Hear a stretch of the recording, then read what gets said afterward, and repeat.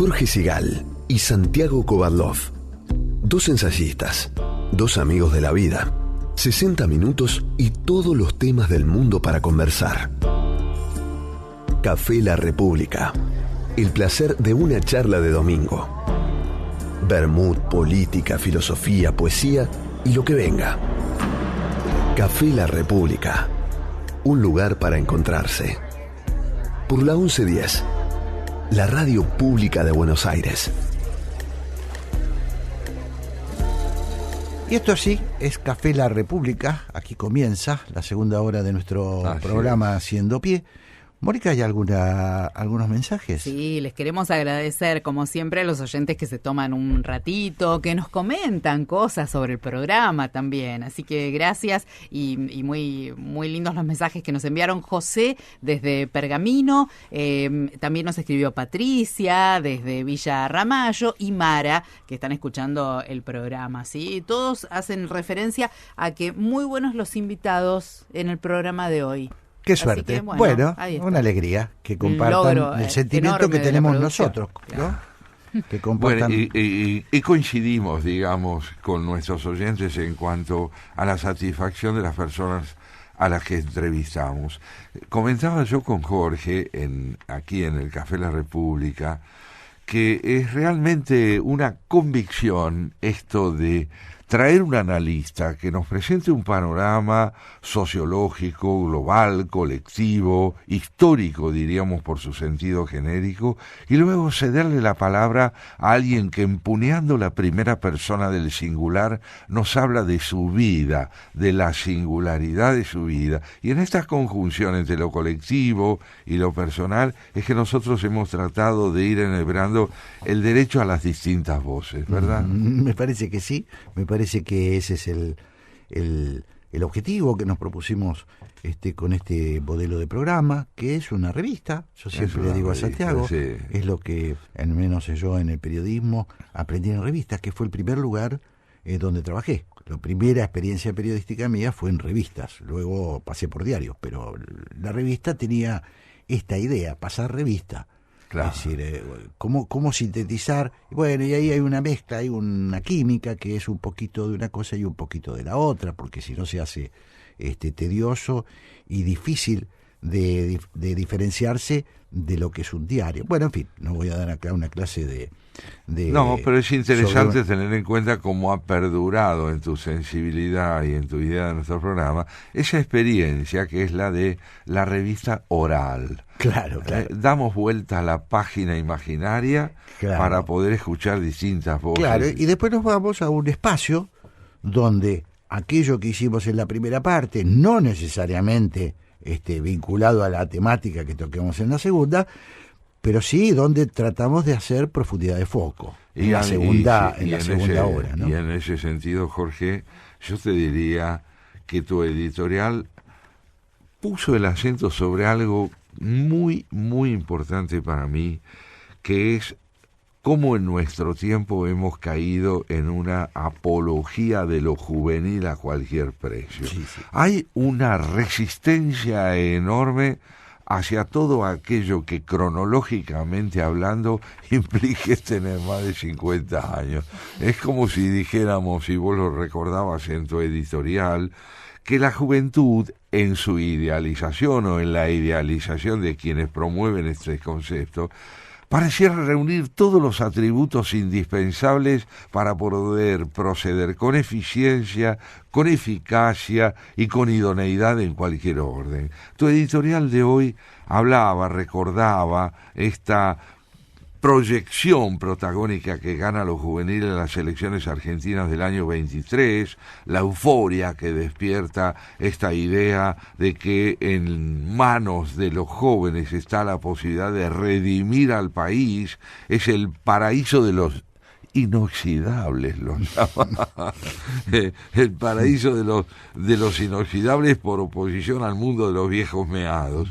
La idea de que la capacidad de guiar y conducir el país hacia la salida de los conflictos requiere como condición necesaria un límite cronológico, porque de los mayores poco puede esperarse, pareciera ser, recordabas vos en tu editorial, que no necesariamente ser joven es una cualidad.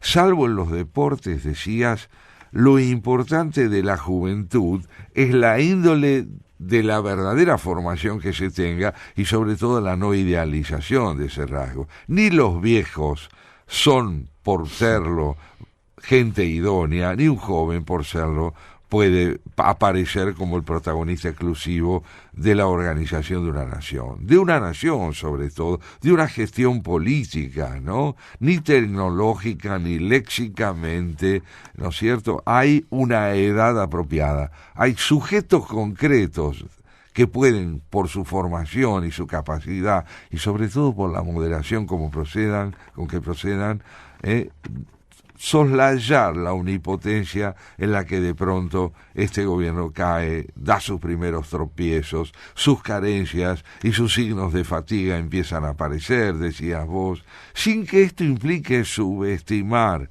el empeño puesto en alcanzar algunos objetivos, advertir hasta dónde es indispensable que hoy en la política hombres como Francos aparezcan por su realismo, su don de autocrítica, como siendo capaces de reparar esa actitud ciegamente intransigente donde lo joven implica lo perfecto o lo idóneo. Esta irrupción de hombres como Franco, por otro lado, despiertan en nosotros, la posibilidad de que la experiencia de la vida también cuente, ¿no? Te preguntabas vos sobre el final de tu editorial, ¿cómo saldremos del estancamiento?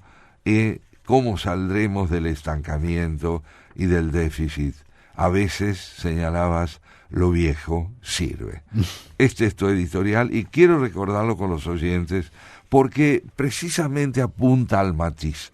Un matiz que luego, en la entrevista a Fabián Calles, fue muy, muy subrayado. Fabián Calles es un analista que nos trajo una visión del mundo contemporáneo cargada de colores distintos de los que el convencionalismo suele aportar.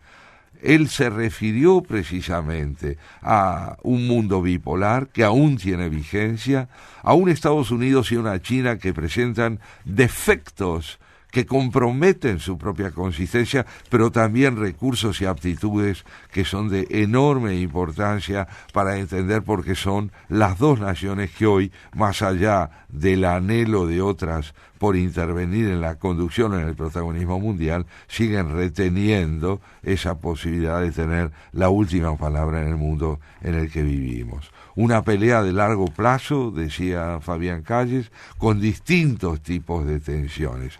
Creo que a esto se une entonces siempre la posibilidad de que el análisis recupere complejidad más allá del esquematismo con que suele encarárselo en la ligereza de lo puramente actual. Como siempre, interesantísimo tu resumen, me parece que es el espíritu del programa de hoy, eso es lo que buscamos, por un lado, nosotros tratamos de tomar distancia a veces de las pasiones, ¿no? Y eso muchas veces nos hace amargar internamente y otras nos permite expresarnos de esta forma, ¿no? Tuvimos 2 años con un poco de viento. Borges era que le dijo a un muchacho, no se preocupe mi hijo, cuando yo tenía su edad también era estúpido, no me acuerdo si era exactamente Borges, pero bueno, no es una posición, lo que queremos decir es que la edad no marca la diferencia, en algunas cosas sí, porque la experiencia se aquilata con el tiempo si la persona es inteligente. Y la audacia y el afán de cambio lo tiene la persona más joven, que tiene por delante una perspectiva diferente a la persona que está transcurriendo en los últimos años de su vida. Pero me parece que ahí hay una simplificación y una estupidez en la cosa de descalificar a los viejos o descalificar a los jóvenes, sí, en ambos, ¿no? La cronología no puede ser la variable es para una pavada. determinar Si lo pensamos es una pavada, claro que sí. ¿no? está lleno de jóvenes pavotes y está lleno de viejos insoportables. Y de viejos más bien jóvenes también. Y también, porque, por la positiva también. Efectivamente, no podemos negar, vos lo citabas a Borges, no solo en el campo de la literatura, en todos los campos, la experiencia bien aquilatada es un signo de juventud. Sí, a mí me causó un poquito de gracia. A ver, voy a contar esto, Santiago. Ayer cuando estaba pensando en las ideas para hoy, de golpe apareció esta declaración de Guillermo Francos, el jefe de gabinete, sí, que la verdad es que no dijo una cosa obvia. Perdimos, dijo. La síntesis, ¿cuál sería? Perdimos. ¿No? Dijo una cosa obvia. Pero lo dijo de una manera como si lo hubieran sacado a la cancha al veterano para que diga la verdad. Eso es. Y no le dé más vueltas a la cosa. Y que calme un poquito a las fieras que están, las hormonas están indicando que tienen que irse a la computadora a responder rápidamente, la bronca. Bueno, en fin, hay que combinar las cosas. Hay que entender esto, que siempre da buen resultado, la combinación entre la vitalidad del tipo que viene con el empuje porque tiene el mundo por delante, y de los veteranos, de aquellos veteranos que no digan pavadas, ¿no? Que bueno, efectivamente, la capacidad de capitalizar la experiencia que demostró Francos es admirable, es admirable. Bueno, es un hombre que viene de allí, claro, conoce la casta porque viene de la casta. Entonces le dice, bueno, déjeme hablar a mí un poquito, claro, de este tema, ¿no? Empecemos por reconocer lo que nos pasa, para tratar de entender lo que podemos hacer, porque de la negación de lo que nos sucede no proviene nada bueno. Exactamente. Esto es así. Y bueno, también me pareció interesante que en la tertulia de hoy tengamos un invitado indirecto que se llama Domingo Faustino Sarmiento. Mirá. El 11 de septiembre pasado, jueves, fue el Día del Maestro. ¿Y qué advertimos en la Argentina de este 11 de septiembre último? Un profundo languidecimiento, una anemia muy honda en el espíritu celebratorio de lo que es el maestro y el Día del Maestro. Nuestras infancias, para no caer en un planteo sentimental, pero sí descriptivo, eran infancias celebratorias del Día del Maestro, del día en el que le agradecíamos a la escuela la posibilidad de ser educados. Y yo creo que sería interesante que en esta tertulia nuestra tengamos la posibilidad de conversar juntos sobre lo que significa un maestro, sobre lo que implica aprender, sobre los requerimientos que el aprendizaje le impone a la época y sobre ese hombre extraordinario al que un día se le ocurrió que la educación debía ser pública y por lo tanto darle a la población la posibilidad de constituirse en una ciudadanía educada. Bueno, parece muy oportuno el tema, ¿no? Ha pasado, sí, un poquito desapercibido el Día del Maestro. Bueno, por lo menos esa es nuestra sensación, sí, ¿no? Sí. Por lo menos no pasó con en el lugar, ocupando el lugar que se merece. Me parece interesantísima tu convocatoria. ¿Querés que escuchemos un tema? Una pausa. Y vamos a hablar de Domingo Faustino Sarmiento, que lo trae de la mano Santiago Kovadlov, y vinculado estrechamente al rol de la educación, al rol de los maestros, ¿no? Así es. Café La República. La hora de la tertulia entre amigos en Haciendo Pie. Con Jorge Sigal y Santiago Kovadlov.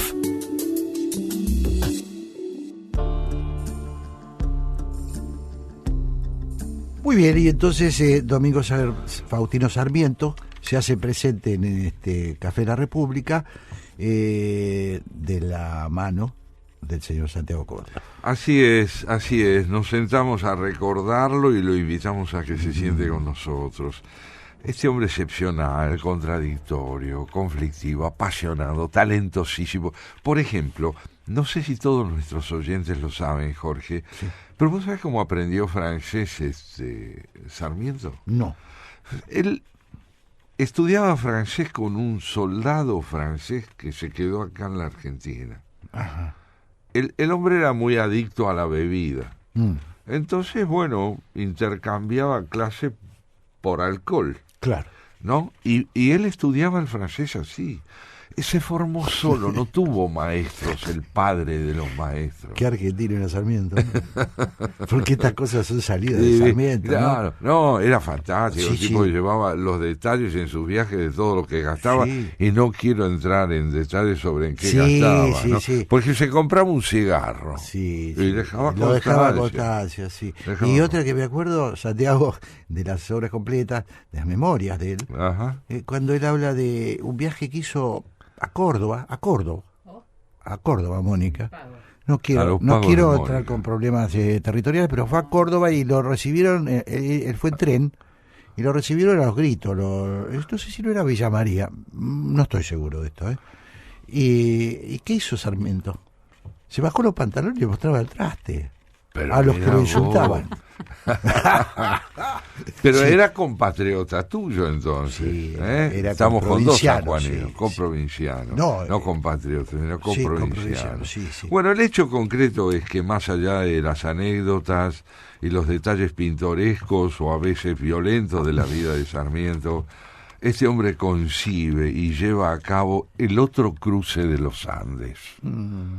El otro cruce, que es atravesar ese territorio que parecía imposible de ser surcado por la educación argentina, por la educación para todos, por la educación pública y gratuita para todos, que llegó a ser de la Argentina algo extraordinariamente democrático y socialmente integrador, como fue esa escuela. Y muy avanzado, ¿no? Para la época, Enormemente digo. avanzado. Trae a esas famosas maestras norteamericanas al país, que tienen a su cargo los primeros pasos en el campo de la educación pública y que al mismo tiempo configuran el perfil del maestro.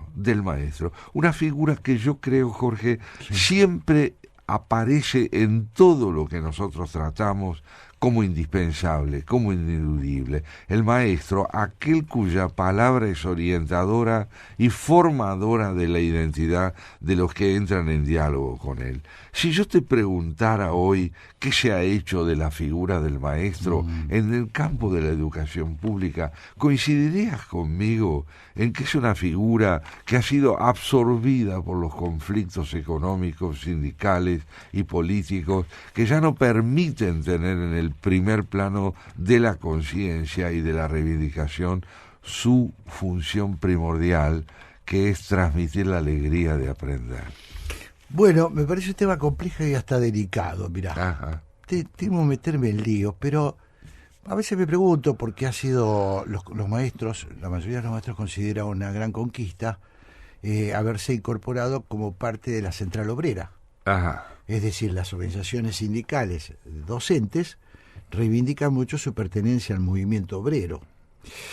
Y yo no estoy seguro de lo que estoy diciendo, y en todo caso quien quiera corregirme que me corrija, pero me parece que hay una especie de proletarización de los maestros que no está dado solo por una mala paga, que es un problema que tenemos, que no se valora, realmente no se valora, sino también que me parece que esta ubicación en el esquema social, bueno, sería interesante hablarlo. Por ahí lo podemos hablar alguna vez con algún experto, ¿no? Y claro que sí, no nos van a faltar quienes nos den un testimonio riquísimo sobre esto, pero apuntando al lado, digamos, complementario de lo que decís, Sí. de cuál es la función de un maestro.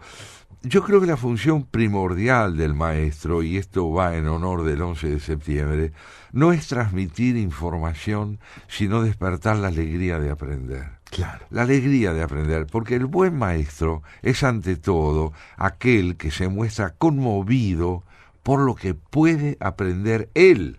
Claro, Él es el que está conmovido por lo que puede aprender y se dirige a sus alumnos con la emoción viva de quien transmite esa posibilidad de ensanchar el campo de sus propias percepciones. Claro. Yo creo que en ese sentido seguimos gozando de una tradición de maestros con estas características que vos decís, ¿no? Me Sí. parece que sigue siendo uno de los orgullos argentinos la calidad de sus maestros, bueno, es desparejo como todo, como todas las profesiones y como todos los oficios, pero me parece que hay una tradición que se mantiene, ¿no? A tal punto creo que es cierto lo que decís, que periódicamente leemos que hay alumnos argentinos que internacionalmente se destacan, en el campo que fuere, en competencias que tienen que ver con infinidad de países que, al igual que el nuestro, a través de estas figuras de alumnos notables, evidencian tácitamente la existencia de grandes maestros. Sí, incluso en zonas, a veces de zonas humildes de la Argentina. Eso es, ¿no? Que gracias a la educación, que gracias a la escuela, bueno, tienen esta posibilidad de destacarse. Seguramente será mínimo en cuanto a lo que se podría, pero es muy importante. Pero habla de una persistencia, como vos decías, de una persistencia, ¿no? Y tiene esto que ver con algo que en la Argentina es muy importante, y hoy indirectamente en el diálogo con Calle apareció, ¿no? ¿Qué debemos entender por un hombre bien educado? No hablo de buenos modales solamente, siempre tan imprescindibles. Claro. Hablo de un hombre bien educado. Para mí, el hombre, la mujer bien educados son aquellos que tienen un alto sentido de la interdependencia entre lo público y lo privado, sin confundirlos nunca.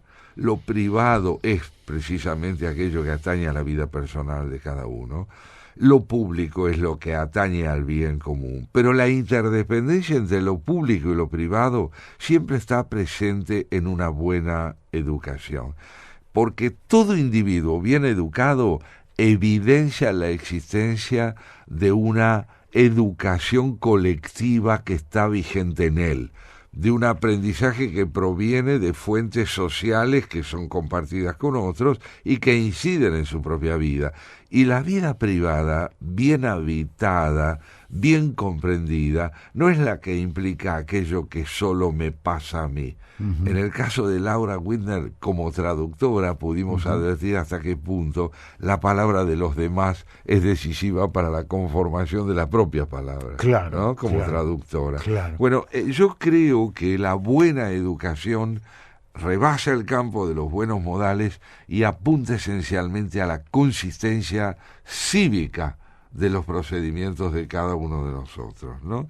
Esto me parece que también es fruto de una educación que puede ser pública o privada, no estamos aquí abriendo una disyuntiva entre ellas, sino de alguien que ha podido aprender no solo información, sino un modo de pensar. Claro. El hombre educado es alguien que tiene un modo de pensar. Claro. Bueno, creo que Sarmiento pensó en principio en educar al soberano, ¿no? Es decir, por eso le dio un papel importante al Estado, ¿no? Digo porque siempre se discute esto, no es la temática de hoy, no es nuestro... No, pero sí el concepto de soberanía. Pero bueno, la pregunta es hasta dónde se retira el Estado, en todo caso, ¿no? Hasta dónde se mete y hasta dónde se retira. Está bien. Hay un límite para retirarse, porque hay muchas personas que la única manera que tienen de ser rescatados de la ignorancia es a través de la educación pública. Exactamente, pero está muy bien que señalemos aquí el hecho de que si el Estado se apropia monopólicamente de la educación, queda impregnado de los intereses políticos del poder. Claro. Queda impregnado por los intereses políticos del poder. Y donde impera la transmisión de ideología, como tantas veces ocurrió en Argentina, desaparece el pensamiento crítico. Y la educación pierde esa plasticidad propia de un pensamiento que se asoma con preguntas a la realidad y no se queda con respuestas excluyentes sobre esa realidad. El riesgo es entonces saber que donde abunda la ideología, no necesariamente abunda la educación. Claro. Tal como la entendemos nosotros. Sí, me parece que está bien, como lo definís. ¿No? Me estaba pensando que con todo, la educación argentina y la educación pública en particular ha logrado blindarse bastante bien. Pero muy bien, tuvimos años, una historia grata. Tuvimos muchos intentos de utilización, porque la escuela es muy poderosa. la educación es muy poderosa en todo sentido. Primero es una red fenomenal que llega al corazón de todas las familias de la Argentina de punta a punta. Por lo tanto es una gran tentación para los políticos, digo, tomando un poquito lo que vos decías, es una gran tentación usar a las escuelas como lugar de adoctrinamiento, lugar de afiliación, de acercamiento de gente. Pero a la vez me parece que ha habido muchas formas de resistencia a eso, ¿no? En la propia educación. Sí, no podemos decir que la ideología o el estatismo se han apoderado de la educación, pero sí creo yo que hay que reconocer un déficit muy profundo en la educación pública de estos días, de estos tiempos, con respecto a lo que ocurría hace 60 o 70 años atrás. Sí, qué impresionante, ¿no? Porque la Argentina, bueno, la educación, primero con Sarmiento, la ley 1420, la educación común, igualitaria, y luego la reforma universitaria, ¿no? Sí, son hitos de son extraordinarios. Qué orgullo, ¿no? Y seguimos viviendo de eso. Seguimos de alguna manera viviendo de esos grandes hitos de la Argentina, de la fundación, casi de la Argentina fundacional, ¿no? Me parece que estamos ahora señalando algo decisivo para valorar el 11 de septiembre, ¿no? Donde se unen los conceptos de educación y libertad, la posibilidad de la solidaridad social, ¿no? La solidaridad que va más allá de lo que un individuo practica en relación a otro, sino de una comunidad solidaria. Una comunidad solidaria cuando extiende el derecho a la educación a la totalidad de sus habitantes. Y hoy estamos viendo que algo falla. Estamos viendo que algo falla. Bueno, vos lo decías, el 11 de septiembre fue un poquito apagado, ¿no? A esto te referís. Sí. A tal punto que nosotros mismos, en la agenda de nuestra conversación, como cayó mitad de semana. Fue un jueves. Pero fue un jueves pálido. Yo coincido con vos, por lo menos en la sensación ambiente. Sí, no los noticiosos no entraron a valorarlo. Me parece que no. Y no solo pasa con el 11 de septiembre. Convengamos que el 17 de agosto, que nosotros, al que hicimos referencia en uno de nuestros programas últimos, también, es decir, cuando las fechas de densidad simbólica pierden relieve en la conciencia colectiva, también se ve afectada la identidad de una sociedad, la identidad de una comunidad. Últimamente vemos que la alegría que deparan las fechas de relieve patriótico es la de contar con un feriado más. Sí. Bueno, hay muchas cosas para pensar, ¿no? En esto que estás diciendo. También esa idea de que los feriados son vacaciones, ¿no? Es decir, esa cosa que se ha ido ampliando y que todo el mundo festeja, ¿no? Todo el mundo festeja porque cae un día sándwich y es espectacular, son mini vacaciones. Pero un poco se pierde ese espíritu que nosotros que tuvimos en otros tiempos. Sí, lo celebratorio de la riqueza de la identidad colectiva, del bien común, a través de una fecha determinada que está unida a figuras de relieve en la construcción de lo que podemos llamar una identidad colectiva, ¿no? Claro.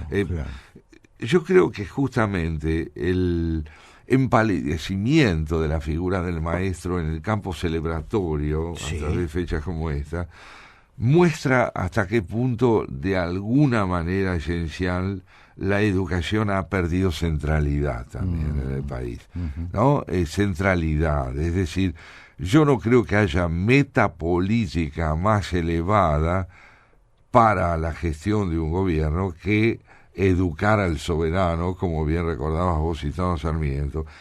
Pero ¿por qué la educación debe tener ese rol? Porque supone todo lo demás. Es decir, hay educación allí donde está saneado de alguna manera el derecho al trabajo, el derecho a vivir con dignidad, con salud y demás. La educación viene a coronar el proceso de liberación subjetiva del peso de los dogmas, de la manifestación del sometimiento a circunstancias que parecen inamovibles. Educado es aquel que de alguna manera sabe ejercer el poder crítico y autocrítico. Claro, la condición de persona que te da la educación. Eso es. La socialización adecuada de una persona vinculada a sus conciudadanos, ¿no? Son conceptos muy... son fundamentales. Son fundamentales, sí, son fundamentales. Yo creo que estamos mal. Es cierto esto que cómo se ha empalidecido el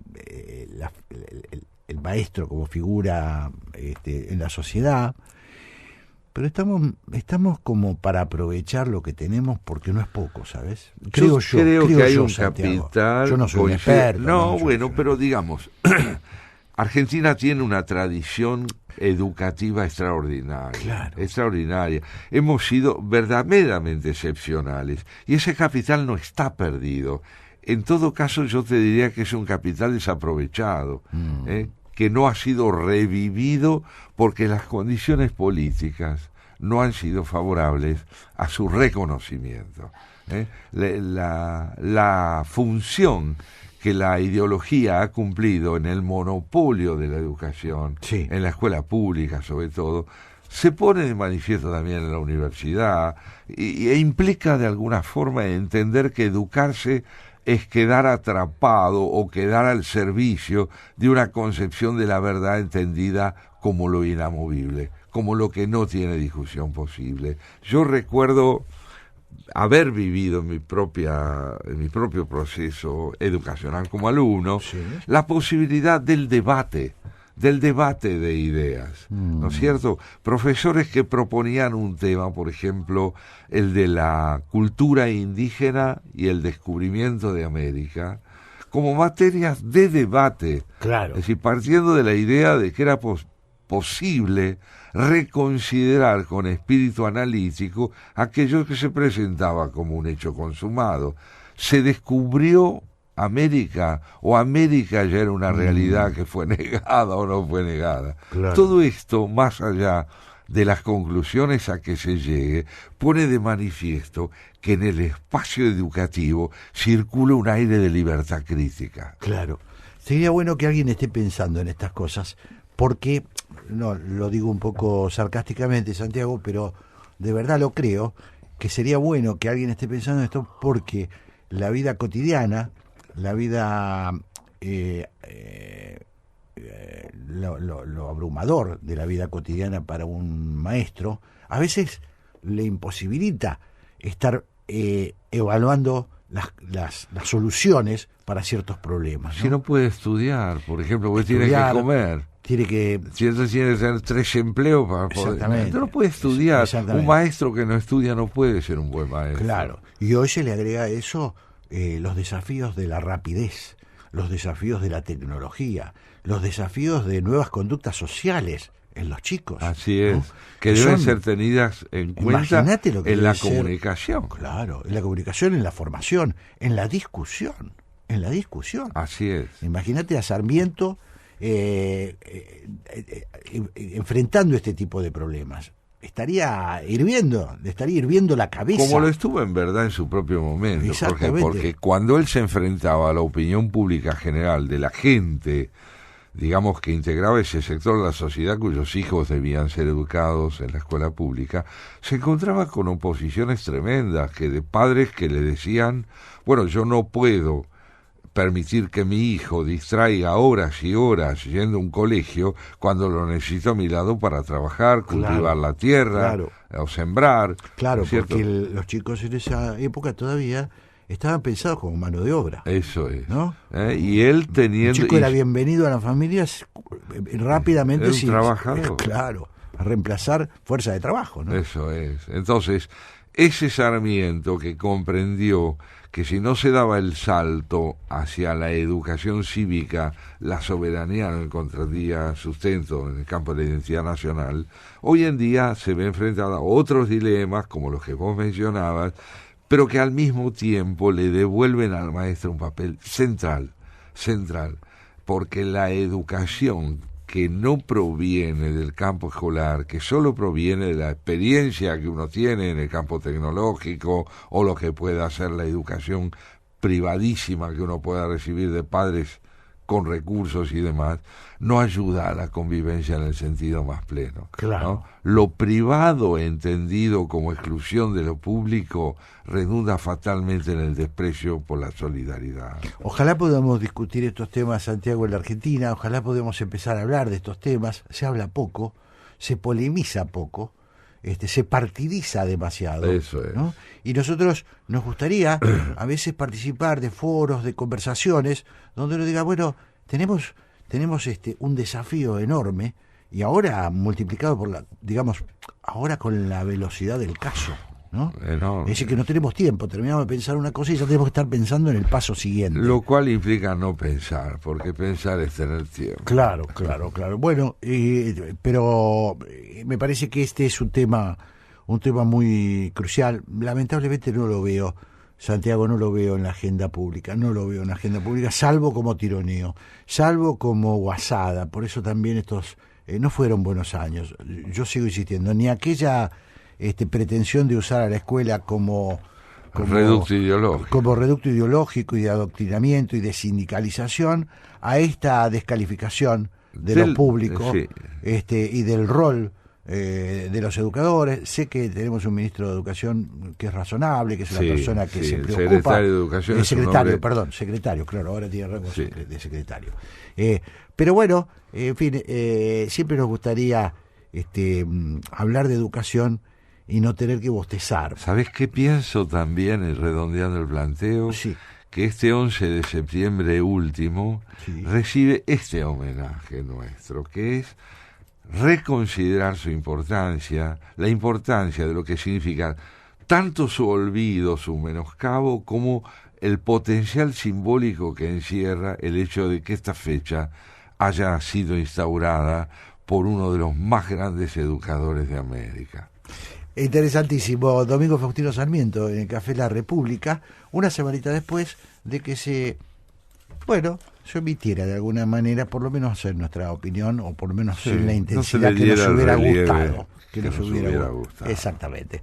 Vamos, Santiago, a encontrarnos con la señora Graciela Fernández, profesora ella, dicho sea de paso. Profesora y de francés. O sea, imagínate a ella enseñándole a Sarmiento sin beber.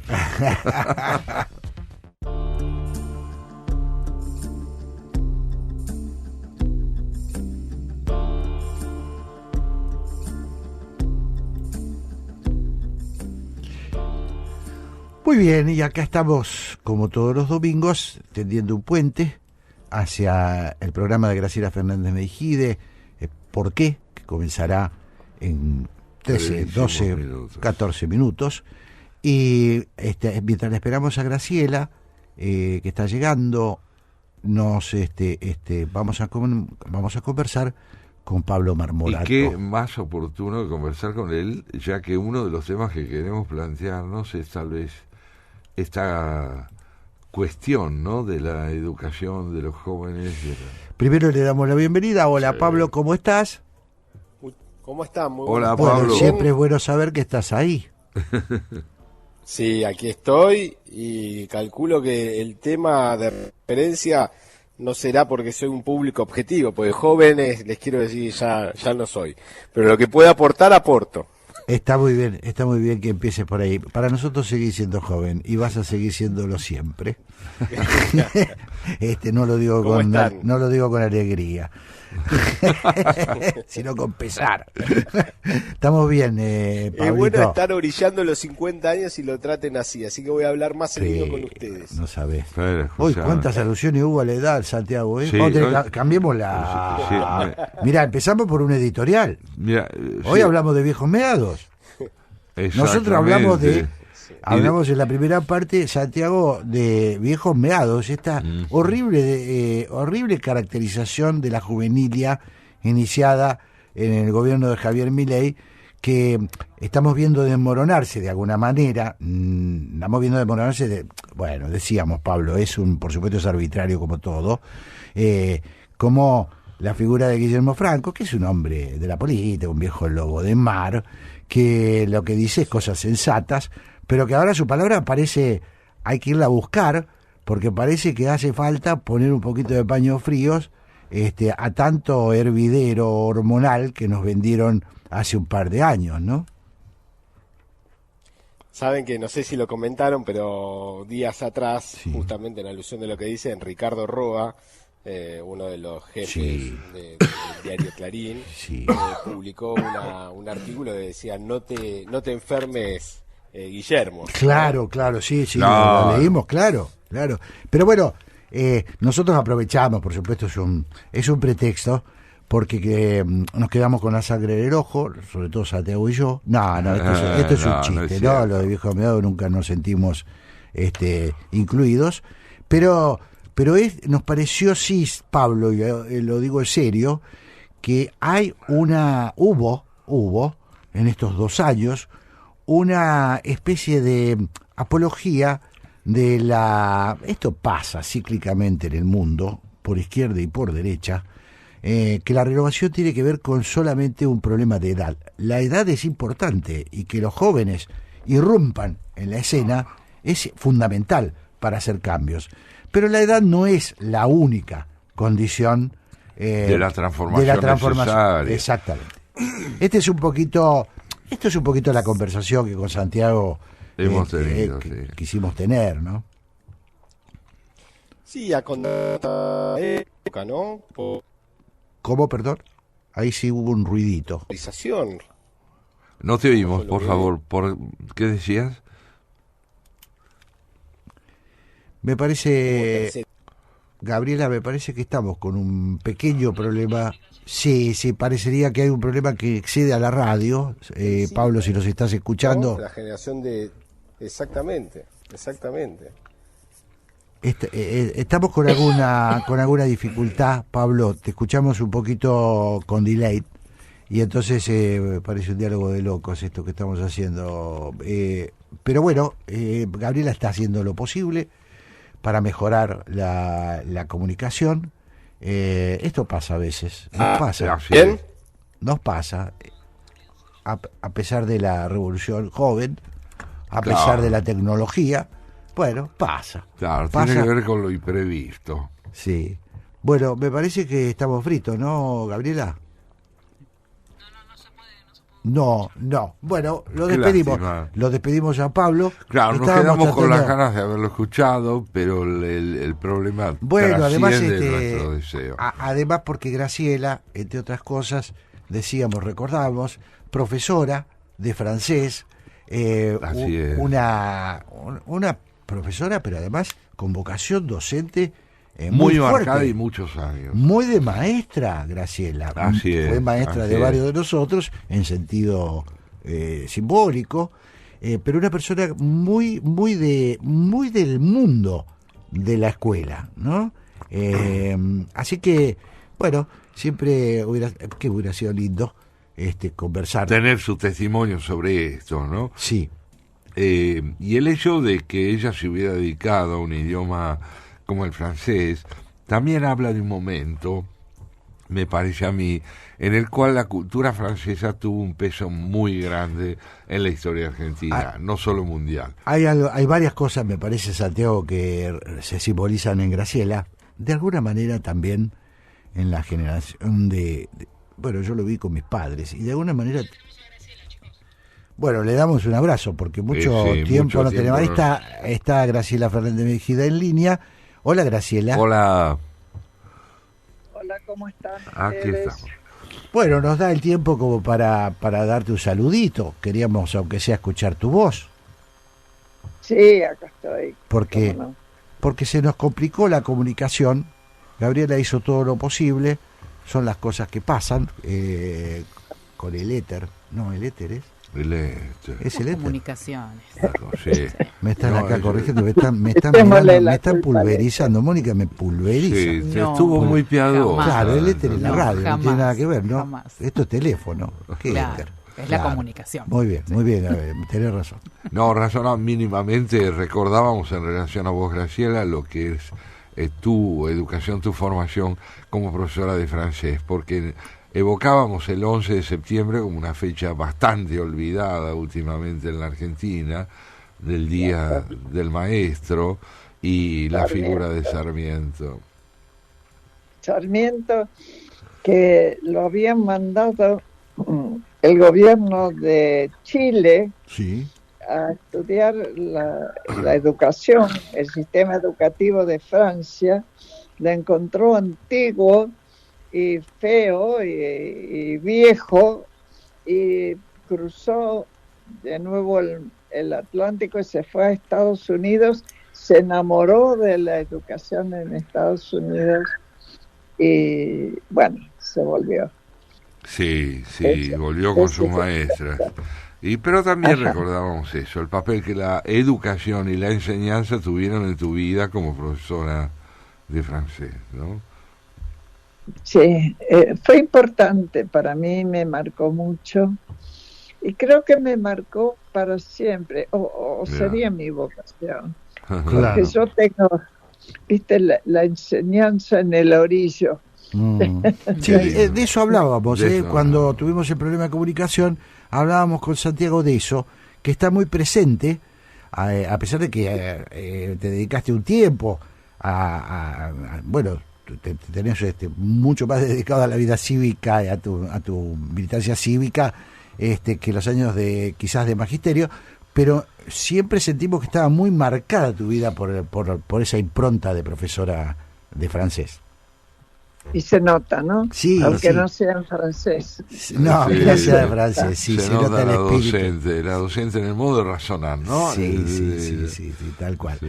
Bueno, Santiago, creo que vamos a tener que irnos despidiendo. Viene ¿Por qué? Viene ahora ¿Por qué? No sé si vas a adelantar algo, Graciela, en este minuto que te queda, o lo dejamos a los oyentes para que... No, es inevitable hablar de política. Sí. Y es inevitable, me parece, o nos pareció con Pablo, hablar de lo que significa la inteligencia artificial que aparece y a los antiguos como nosotros nos asusta. Claro.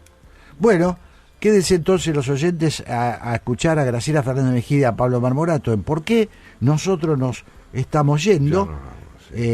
Nos vemos el domingo que viene. Graciela, Pablo, un abrazo grande. Mónica, Santiago Kovadlov, chau, hasta el domingo. Hasta la próxima. Chau. Hasta el domingo, que les vaya bien. Gracias. Abrazos.